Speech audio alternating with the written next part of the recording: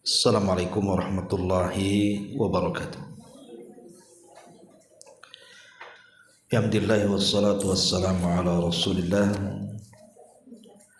wa ala alihi wa sahbihi wa mawalah wa la hawla wa la quwata illa billahi wa ba'du. Alhamdulillah, segala puja dan puji hanya milik Allah Jalla fi'ula. Salawat dan juga salam kita hadiahkan kepada Rasul kita Nabi besar Muhammad sallallahu alaihi wa ala alihi wasallam. Kita lanjutkan kajian kita, masih membahas kitab Al-Jami' dan kita masuk hadis kelima dalam kitab Az-Zuhud wal Wara'. Kita baca hadisnya. Hadis dari Ibnu Abbas radhiyallahu anhuma dari Nabi sallallahu alaihi wasallam, ihfazillaha yahfazka, ihfazillaha tajidhu tujahak, idza sa'alta fas'alillaha wa idza sta'anta fasta'in billah. Wa'lam annal ummata law ijtama'at ala an yanfa'uka bi syai'in lam yanfa'uka illa bi syai'in qad katabahu Allahu lak. Walau ijtama'u ala an yadurruka bi syai'in lam yadurruka illa bi syai'in qad katabahu Allahu 'alaik. Rufi'atil aqlamu wa jaffatis suhufu. Kata Nabi sallallahu alaihi wasallam, jagalah Allah, pasti Allah akan menjagamu. Jagalah Allah, pasti engkau akan mendapatkan Allah di hadapanmu. Jika engkau meminta, mintalah hanya kepada Allah. Atau jika engkau meminta pertolongan, mintalah pertolongan hanya kepada Allah. Ketahuilah bahwa seandainya umat Islam bersatu untuk memberikan manfaat kepadamu dengan sesuatu, maka mereka tidak akan bisa memberikan manfaat kepadamu kecuali dengan sesuatu yang telah dituliskan Allah untukmu. Andaikan mereka bersatu untuk mendatangkan bahaya sekalipun kepadamu dengan sesuatu, mereka tidak akan bisa membahayakan kamu kecuali sesuatu yang telah ditentukan Allah untukmu. Karena pena takdir telah diangkat dan lembaran-lembarannya pun telah kering. Ma'asyiral muslimat yang dimuliakan Allah Subhanahu wa taala, hadis ini adalah hadis yang sangat agung sekali, di mana hadis ini menjelaskan kepada kita tentang penjagaan dan perlindungan Allah kepada kita. Di sini Nabi SAW menasihatkan kepada kita, ihfadillaha yahfadka, ihfadillaha yahfadka, jagalah Allah, niscaya Allah Subhanahu wa ta'ala akan menjaga kamu. Jagalah Allah, niscaya Allah Subhanahu wa ta'ala akan menjaga kamu. Dalam hadis ini kita diperintahkan oleh Nabi sallallahu alaihi wasallam untuk menjaga Allah. Apa maknanya? Haruskah Allah Subhanahu wa ta'ala dijaga oleh kita padahal Dia yang menjaga kita? Maksudnya jagalah Allah di sini artinya jagalah Allah dengan cara menjaga batasan-batasannya, menjaga perintah-perintahnya, menjauhi larangan-larangannya, menjaga agama Allah, Itu maksudnya di sini. Jadi menjaga Allah Subhanahu wa taala sekali lagi adalah menjaga batasan-batasannya, perintah-perintahnya dan menjauhi larangannya. Dalam rangka tentunya mentaati dan mendekatkan diri kepada Allah Subhanahu wa taala dengan tidak menjerumuskan kepada maksiat dan dosa. Tentunya yang paling besar bagaimana caranya kita menjaga Allah, ya jaga salat. Jaga salat dan juga taharah. Kemudian juga menjaga kepala dan apa yang ada dalam kepala. Seperti pandangan ya dijaga, pendengaran ya dijaga, lisan ya dijaga, cara berfikir juga dijaga. Itulah arti menjaga Allah dengan cara menjaga kepala kita. Jangan sampai kemudian ada hal-hal yang diharamkan yang kita lakukan dengan kepala kita. Atau menjaga Allah artinya menjaga perut kita. Jangan sampai kemudian ada hal-hal yang masuk kepada perut kita itu yang diharamkan Allah Subhanahu wa taala. Termasuk juga menjaga hati.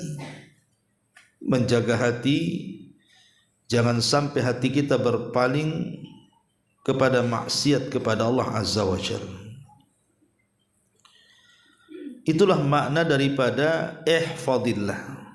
Jagalah Allah dengan cara menjaga salat, taharah, menjaga kepala, menjaga perut, menjaga hati, menjaga badan dari hal-hal yang bermaksiat kepada Allah, ataupun menjalankan perintah Allah, maka Allah janjikan yahfadka, pasti Allah Subhanahu wa taala akan menjaga kamu. Makna penjagaan Allah Subhanahu wa taala kepada kamu ini maksudnya ada dua. Pertama, Allah Subhanahu wa taala akan menjaga dari segi dunia kita. Entah menjaga badan kita dari penyakit, entah menjaga anak kita dari kenakalan-kenakalan yang berujung kepada durhaka kepada orang tuanya, atau menjaga hartanya. Dengan cara apa? Ya diutus para malaikat. Allah Subhanahu wa taala mengutus para malaikat untuk menjaga kita. Lahu mu'aqqibatun min baini yadayhi wa min khalfihi yahfazunahu min amri. Di mana Allah Subhanahu wa taala akan mengutus para malaikat baik di depan dan di belakang kita untuk menjaga kita karena perintah Allah Subhanahu wa taala. Kemudian yang kedua, menjaga agama kita, menjaga iman kita, menjaga kita dari syubhat, menjaga kita dari kesesatan, menjaga kita dari yang diharamkan, menjaga kita supaya agama kita tidak tercemar. Itulah makna yahfadka. Allah akan menjaga kamu. Jadi dunia kita dan akhirat kita itu akan dijaga kalau kita menjaga Allah dengan cara tadi, menjaga batasan-batasannya, perintah-perintahnya, dan menjauhi larangan-larangannya. Ma'asyiral muslimat yang dimuliakan Allah Azza wa Jalla. Kemudian Allah Subhanahu wa taala juga menjanjikan kembali yang kedua. Rasulullah SAW mengatakan ihfadillah, jagalah Allah, tajidhu tujahak, maka engkau akan mendapati Allah Subhanahu wa taala di hadapanmu. Apa maknanya Allah Subhanahu wa taala akan kau dapati di hadapanmu di sini? Maksudnya ketika kita ada masalah, ketika kita ada kerumitan-kerumitan, problem-problem hidup, maka Allah Subhanahu wa taala seolah-olah hadir menenangkan kita, memberikan kekuatan kepada kita, menguraikan urusan-urusan kita, memudahkan kesulitan-kesulitan kita, dan begitu seterusnya. Seolah-olah setiap ada masalah ada saja jalan keluarnya. Setiap ada kesulitan ada saja kemudahannya. Itulah makna tajidhu tujahat. Kemudian Nabi SAW mengatakan, idza sa'alta fas'alillah wa idza sta'anta fasta'in billah. Apabila engkau meminta sesuatu kepada Allah, apabila engkau meminta sesuatu, minta kepada Allah. Jangan minta kepada selain Allah. Karena selain Allah tidak bisa mengabulkan permintaan kita. Begitu juga apabila kita meminta pertolongan, maka jangan minta pertolongan kepada selain Allah, karena mereka tidak akan mengabulkannya. Zat satu-satunya yang akan mengabulkan permohonan tolong kita hanyalah Allah. Fasta'in billah. Fasta'in billah. Minta pertolongan kepada Allah Subhanahu wa taala. Kemudian di sini Rasul mengatakan, wa'lam annal ummata law ijtama'at ala an yanfa'uka bi syai'in lam yanfa'uka illa bi syai'in qad katabahu Allahu lak. Ketahuilah kalau seandainya umat ini berkumpul untuk memberikan manfaat kepadamu, tidak mungkin sampai manfaat itu kecuali manfaat itu sudah dicatat di Lauhil Mahfuz. Artinya bahwa manusia berjalan dengan takdir. Ataupun sebaliknya, walau ijtama'u ala an yadhurruka bi syai'in lam yadhurruka illa bi syai'in qad katabahu Allahu alaih. Atau semua manusia hendak mencelakakan kamu, memberikan madarat kepadamu, tidak mungkin terjadi kecuali madarat itu sudah ada di Lauhil Mahfuz. Sekalipun kita diancam oleh 1000 tukang sihir mau disihir, 1000 preman mau membunuh dan mengancam kita, tidak akan terjadi sihir dan pembunuhan itu kecuali memang sudah ditakdirkan di Lauhil Mahfuz. Kenapa? Karena Rasul mengatakan rufi'atil aqlamu wa jaffatis suhufu. Karena pena takdir telah diangkat dan lembaran-lembaran juga telah kering, mustahil akan berubah. Itulah makna secara global ya hadis ini. Baik, kita akan rinci ya hadis ini. Ma'asyiral muslimat yang dimuliakan Allah Subhanahu wa taala, sebelumnya kita akan mengambil faedah dari hadis ini. Hadis ini adalah aslun azimun fi muraqabatillah. Hadis ini sebagai pondasi bagi kita untuk menanamkan sifat muraqabah. Muraqabah itu artinya merasa diawasi Allah Subhanahu wa taala.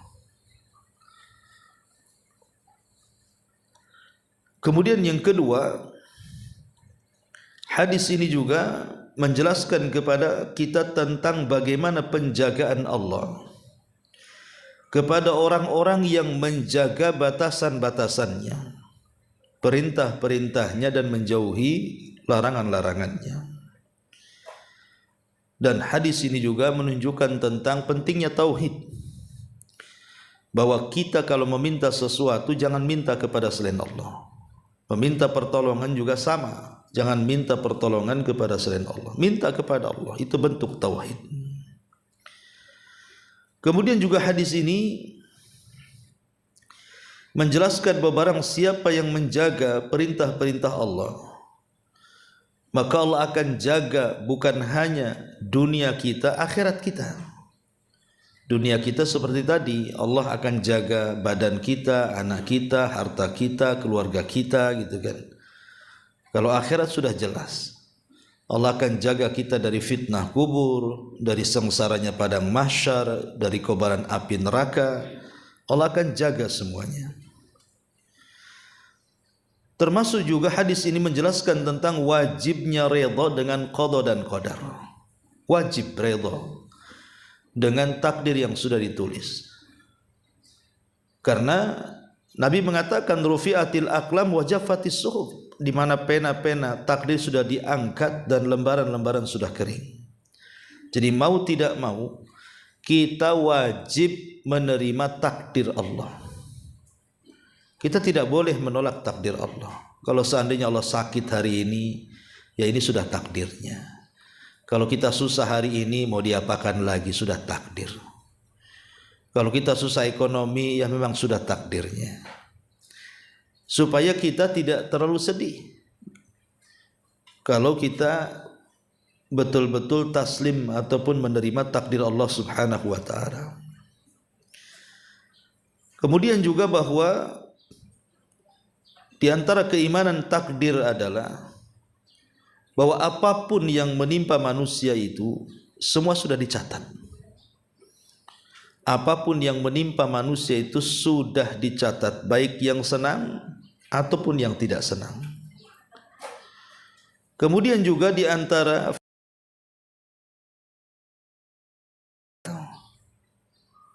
amal soleh itu bisa mengangkat bala.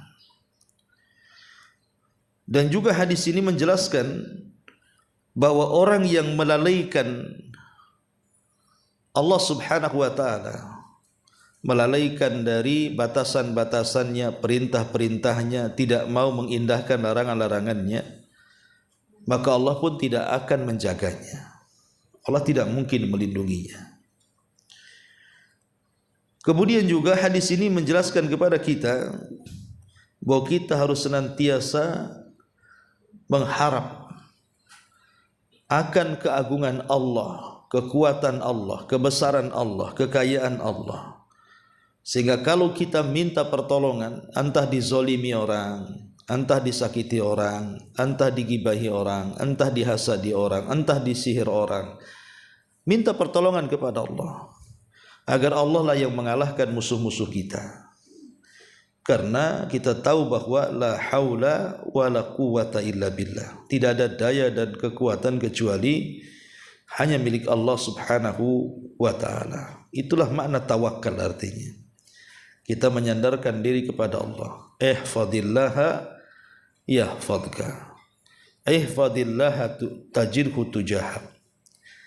Kemudian juga di sini ada kabar gembira yang sangat besar.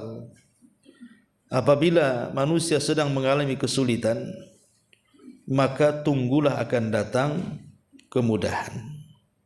Tidak mungkin kesulitan itu sulit terus. Pasti satu hari akan datang kemudahan. Ma'asyiral muslimat yang dimuliakan Allah Subhanahu wa taala, itulah di antara faedah hadis ini. Baik, kita akan jelaskan secara rinci tentang hadis ini. Hadis ini menjelaskan kepada kita tentang sebab-sebab kenapa Allah Subhanahu wa taala menjaga kita. Bagaimana caranya? Yang pertama, berdoa. Kalau ingin mendapatkan penjagaan, mendapatkan perlindungan Allah, maka minta kepada Allah. Dengan cara apa? Berdoa. Nabi SAW pernah mengajarkan kepada kita apabila seseorang hendak safar.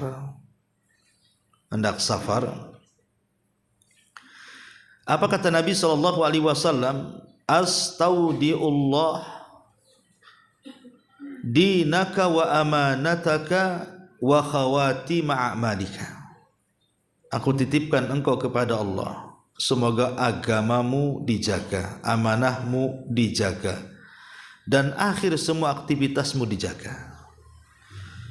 Jadi ibu kalau seandainya mau melepas suami safar, maka kita doakan seperti itu.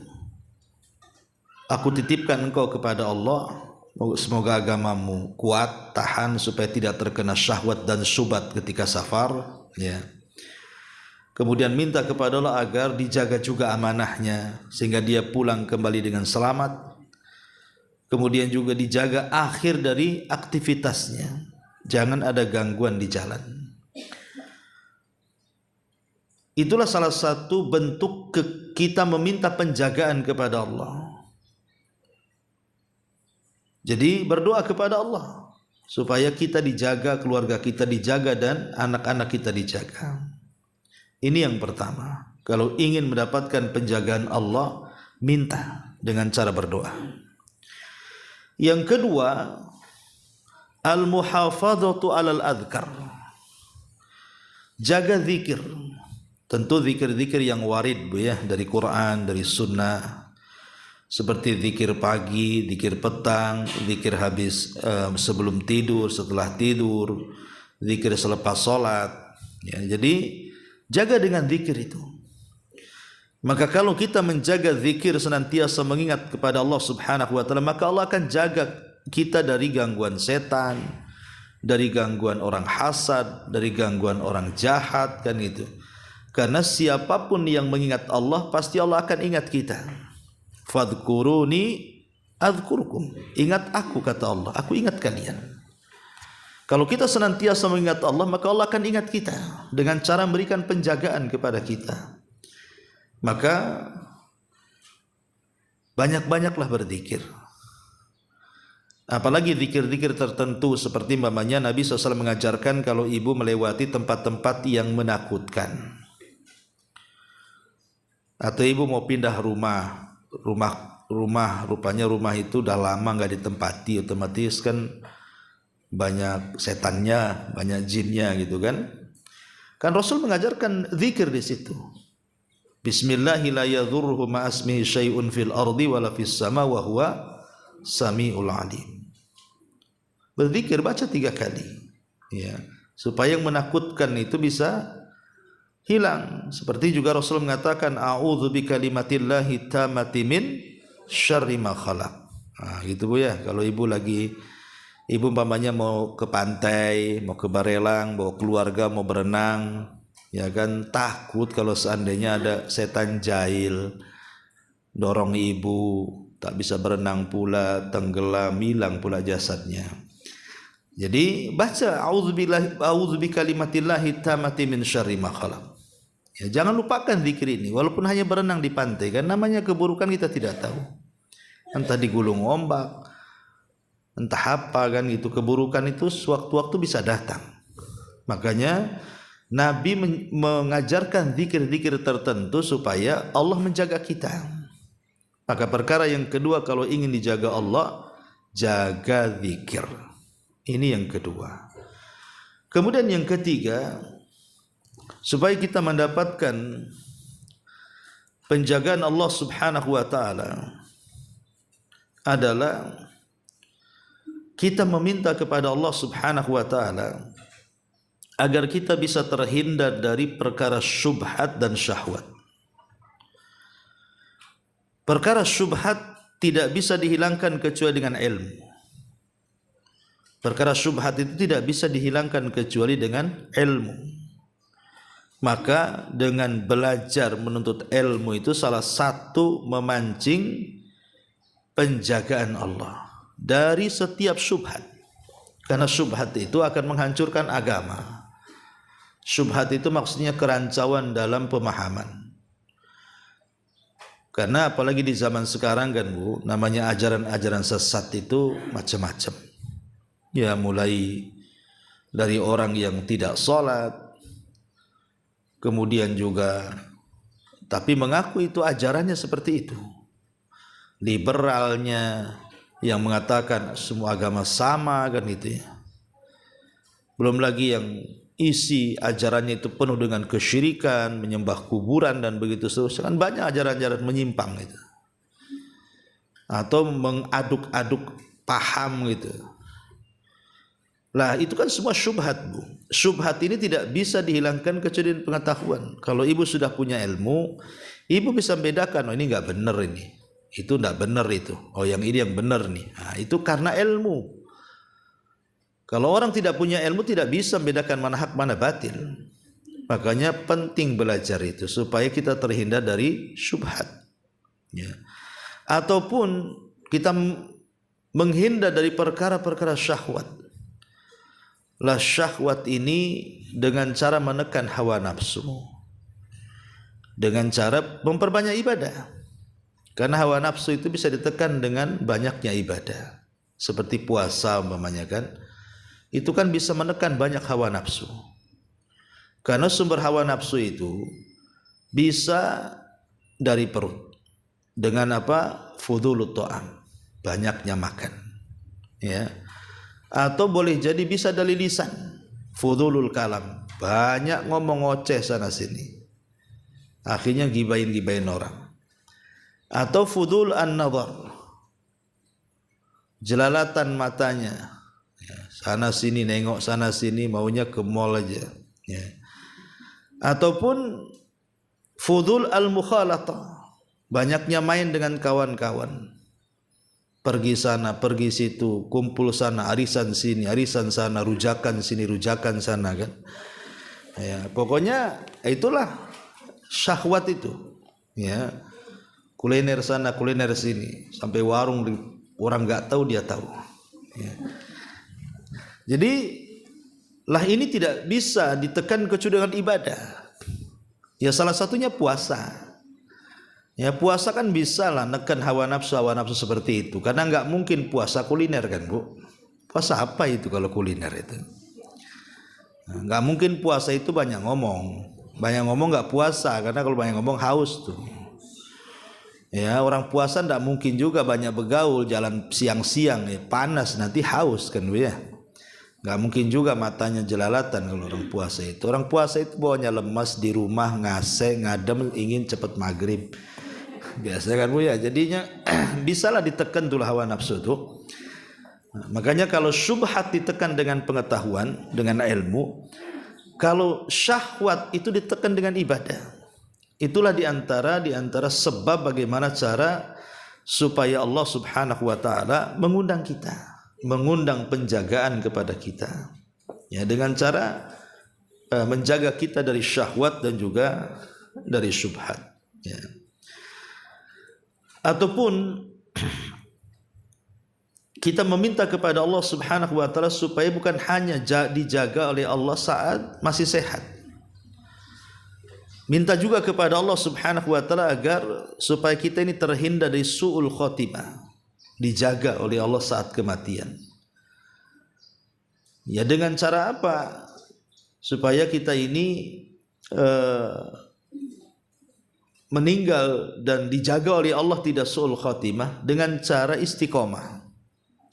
Orang yang istiqomah pasti matinya husnul khotimah, Bu. Tapi kalau orang tidak istiqomah pasti su'ul khotimah. Jadi istiqomah itu artinya lakukan ibadah walaupun tidak banyak tapi sering, gitu ya. Seperti sedekah, ya memang sekali sedekah tak banyak tapi terus-terusan.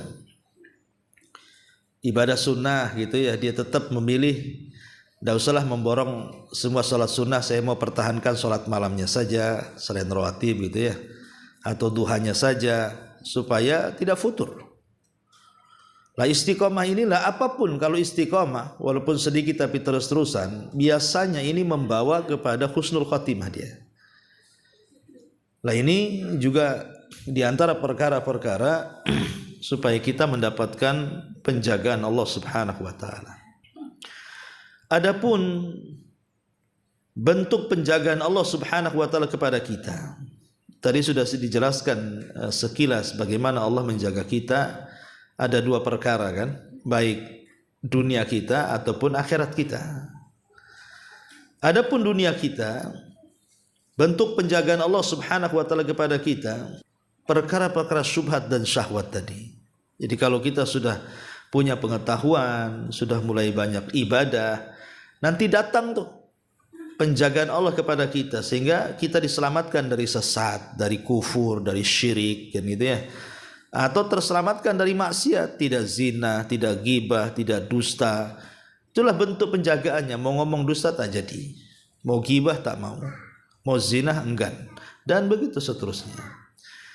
Atau boleh jadi dihindarkan dari berbagai macam bala, dari berbagai macam penyakit, dari berbagai macam wabah. Sampai ada kisah di zaman salaf, ada orang usianya sudah 100 tahun, tapi Allah Subhanahu wa taala berikan pandangan yang tajam, seolah-olah masih muda. Pendengarannya pun masih bagus, gitu ya. Kesehatannya pun kayaknya tidak ada penyakit yang mau dekat-dekat dengan dia.